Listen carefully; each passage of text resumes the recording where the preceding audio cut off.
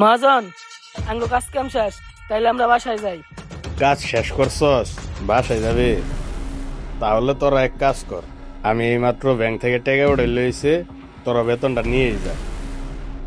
এক কাজ করি, এদের বেতনের সাথে 5,000 টাকা করে বেশি দিয়ে দিই। এই নাও তোমার বেতনের টাকা, আর এই নাও তোমার বেতনের টাকা। আচ্ছা মহাজন, ঠিক আছে, আমরা এখন আসি।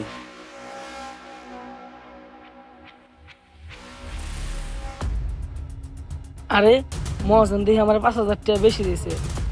যাই হোক, আমার তো লাভই হয়েছে।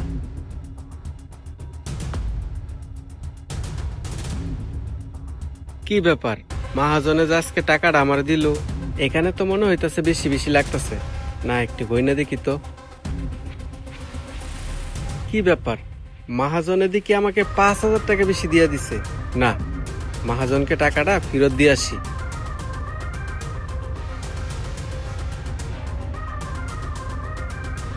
সোহাগ, তুই যেভাবে বলছিলি আমি ওইভাবেই কাজ করছি। আজকে দুইজন রে বেতনের সাথে 5,000 টাকা করে বেশি দিছি। রনি ভাই, এইবার আপনি ঠিক কাজ করছেন। এইবার দেখবেন যে আপনারে 5,000 টাকা ফেরত দিব সে আসলে ভালো, আর যে আপনার ওই বাড়তি 5,000 টাকা ফেরত না দিব, মনে করবেন ওই আপনার কাছ থেকে প্রতিদিন টাকা মেরে দেয়। হ সোহাগ, তুই ঠিকই বলছস।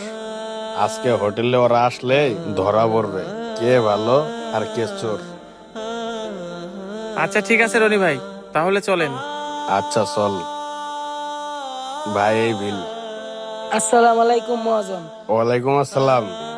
ও অঙ্কন আইসস? আচ্ছা যা, যাই কাজ কর। কি ব্যাপার, অঙ্কন রে 5,000 টাকা বেশি দিলাম, হে দেখি আমাকে কিছুই বললো না, 5,000 টাকাই মাইরে দিল। আসসালামু আলাইকুম মহাজন। ওয়ালাইকুম আসসালাম। খাইরুল আইস? হ মহাজন, আইসি। তবে মনে হয় আপনি আমার বেতনের সাথে 5,000 টাকা বেশি দিয়ে দিছেন। কি ব্যাপার, অঙ্কনে সবসময় কইতো খাইরুলে নাকি আমার ক্যাশ থেকে টাকা চুরি করে, অথচ অঙ্কন রেও আমি 5,000 টাকা বেশি দিলাম, অঙ্কন আমার 1 টাকাও ফেরত দিল না। খাইরুল রেও 5,000 টাকা বেশি দিয়েছিলাম, হ্যাঁ আমাকে 5,000 টাকা ফেরত দিল। নিশ্চয় অঙ্কনের মধ্যে কোনো কাহিনী আছে। কি হলো মহাজন, আপনি কোনো কিছু ভাবতেছেন? না রে খাইরুল, কিছু ভাবতেছি না। পারলে তুই আমারে মাফ করে দিস। আমি তোর সাথে সপ্তাহে সপ্তাহে খারাপ ব্যবহার করছি। আরে মহাজন, আপনি এটা কি বলতেছেন? আপনি হলেন আমার গার্জেনের মতো, আপনি আমাকে শাসন করবেন, এতে খারাপ বলার কি আছে? তারপরও আমি তোর সাথে আমার অজান্তেই খারাপ ব্যবহার করছিলাম। এই অঙ্কন, এদিকে আয়। মহাজন, কিছু কইবেন? কিছু বলবো না মানে? আমি যে কালকে তোর বেতনের সাথে 5,000 বেশি দিছিলাম, তুই তো এই বিষয়ে আমাকে কিছু জানাইলি না। মহাজনকে বুঝতে দেওয়া যাবে না যে আমি 5,000 টাকা বেশি পেয়েছি। কই মহাজন, আমার বেতনে 10,000 টাকা, 10,000 টাকাই তো ছিল। আমি তো ভালো করে গুণনা দেখছি, আমি তো বেশি টাকা পাই নাই। মহাজন, আমি তো ভালো করে এই গুণনা দেখছি, আপনি আমার 1 টাকাও বেশি দেন নাই। কি, তোকে আমি 1 টাকাও বেশি দেই নাই? অথচ খাইরুলকে আমি বেতনের সাথে 5,000 টাকা বেশি দিয়েছিলাম, সে কিন্তু তার বেশি টাকা সহ, ওর বাড়তি 5,000 টাকা সহ তার বেতনের টাকা আমার কাছে এসে রিটার্ন দিস। তুই এতদিন আমাকে কি বলতি যে খাইরুলে ক্যাশের থেকে টাকা চুরি করে, আর এই কারণে আমার ব্যবসা ধ্বংস হইতেছে।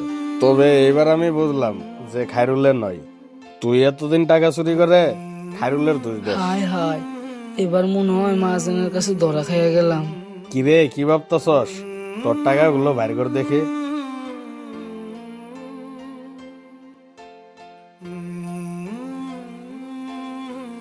কিরে, তুই না বললি তোকে আমি 1 টাকাও বেশি দেই নাই? তাহলে এইসব কি?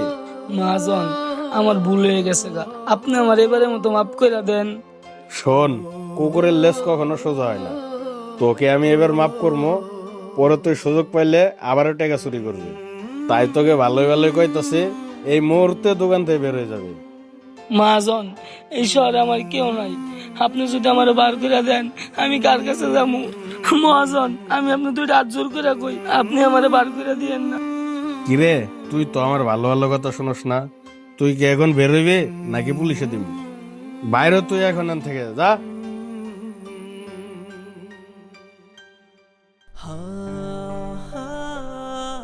খায়রুল, তোমাকে আমি বাড়তি 5,000 টাকা সহ দিলাম। তুমি যাও, গিয়ে মনোযোগ দিয়ে কাজ করো। আচ্ছা মহাজন, ঠিক আছে। কোথায় আছে চোরের মায়ের বড় গলা? তাই কাউকে শাস্তি দেওয়ার আগে তদন্ত করে দেখুন আসলে সে দোষী কিনা।